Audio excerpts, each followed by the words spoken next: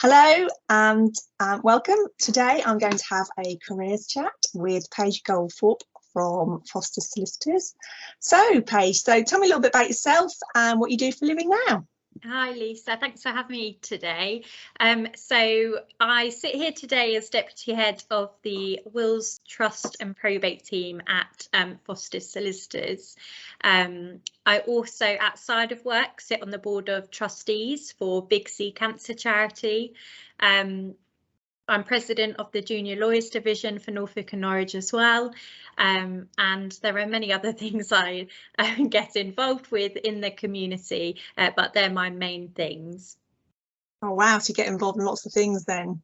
Yeah. Do you have any time for yourself? I do, yes. Time for yourself is so important, and especially when you climb the ladder in your career. When you're younger, you tend to work so hard on trying to reach the goals that you've set for yourself, but you can lose yourself in that process, and that's a really easy thing to do. So I've learned the hard way, actually, and that's why a lot of things I do outside of work are just really a bit therapeutic for me and give me time to de-stress, to unwind, and just remind me of what my purpose is. That's good. That's really good advice there, Paige. Okay, so you had a little bit of an unusual start to your career journey, didn't you? So you're working with solicitors and the normal route is to go to university, get a law degree. So tell everybody how you got your degree. Where did you start? Yeah, so I actually started with your wonderful self. So I was 17 years old when I started an apprenticeship, and I was very blessed to receive an apprenticeship in a law firm. So I started with, it was in business and administration, and I think we done it within a year, Lisa. If I may be wrong, I can't remember, but I think we got through it very it was very quickly. You were very good. You did all your work that I set you. I think it was just over a year. Yeah. So that was kind of my way into law, and at that time I was working literally in a basement of a firm with the admin team, and I had the opportunity to basically work in different departments around that firm, to fill in as a secretary, to gain legal knowledge and understanding. I always knew and have always known from a very young age, and people don't believe me when I say this, but since the age of 11, I knew I wanted to be a lawyer, and I knew this was the career path for me. And I remember when I was growing up, I had some neighbours who were American, and they were in the army. And the wife had loads of law books, and I remember her offering them to the family, saying, oh, would any of your children like any of these? I was like, yes, I'd absolutely love your law books. That sounds so funny to think about now. So I took on the books. I remember being gifted my first ever book voucher, and I bought a book on tort law, bless my heart, which I read and I just really loved. But as you said, my journey is really unconventional.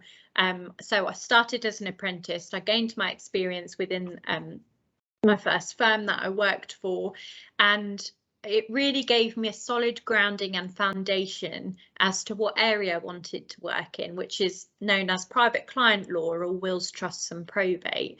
So I started in there when I was 18 as a PA, and I absolutely loved it. And that was noticed by my boss at the time. So I worked as a paralegal. So people ask what a paralegal is. It's somebody who specialises in a certain area of law. Paralegals are very underestimated at what they do. They're an amazing support for any firm. You know, I feel like sometimes there is a bit of hierarchy between being a solicitor and a paralegal, and there really shouldn't be any, because all fee earners are very important to any business. So I started paralegaling, gaining my experience, and then I was given the opportunity to become a lawyer. But I had no caseload. So it's quite common that when you get given an opportunity to become practicing, that you take on someone else's caseload, you can inherit it, or your colleagues can give you work. And I was set the challenge of not having that, but to make my own workload. So that's kind of where the journey began for me. So I was doing this full time. I then started studying for a private client practicing certificate. So I was studying full time. I had done my exams. I've then since studied for a quarter protection practicing certificate as well, and I do other studying as well. Just because the law is always changing and it's important to keep up to date. So my journey very much was studying and working full time, which worked for me. Honestly, I absolutely endorse it. It is difficult and you have to be very driven, very ambitious, and know what your purpose is and what your goal is to be able to make it a success. And the reason I say that is because if you're doing something you don't love, then you can really lose the patience. One thing that I didn't have, I just wanted to know everything and do everything straight away in my early 20s. And the reality was that's not going to happen. When you're working with people who've been in the industry for years and years, you know, you're always learning, always learning in law.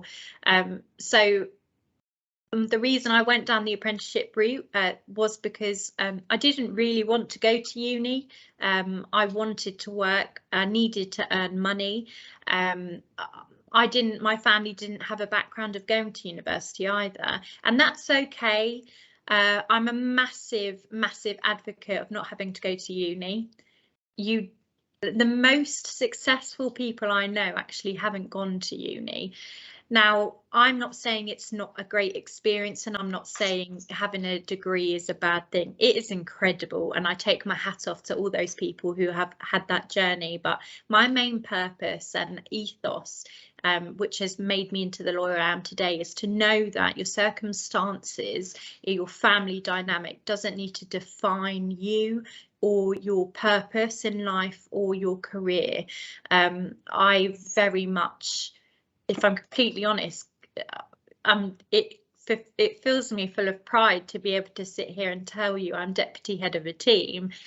You don't, when you're younger, imagine yourself being in that position. And for somebody who didn't go to university and didn't take that route but worked and studied full time, it's paid dividends for me. That's so, I'd say you've given some lovely tips there, hints and tips, Paige. And there'll be lots of young people listening to this who'll be debating, should I go to university? I don't really want to go to university, but I need a degree because I want to go into law or I want to go into engineering. Is there one thing that you would give your younger self some advice if these people are listening? Yeah, so when I do talk, so part of the junior lawyers division, the purpose of that is to aim at trainees basically, or paralegals, or people who want to come into the professional training too. My biggest bit of advice is to be yourself. I think law has a very stereotypical persona, if I could put it like that. I, as a lawyer, have defined myself by my personality and the way I treat my clients. And without me being myself and conforming to what society thinks that a lawyer should be, I wouldn't be in the position I'm in today. Without a doubt. That's really good advice, Paige. And I just want to say thank you for coming along today and telling us and sharing your story. It's such a pleasure, and thank you so much for having me, and hopefully it will inspire somebody to follow their dreams and know that their past really doesn't have to define their future, and that if I can do it, anyone can do it. Oh, brilliant. Thanks, Paige. Thank you.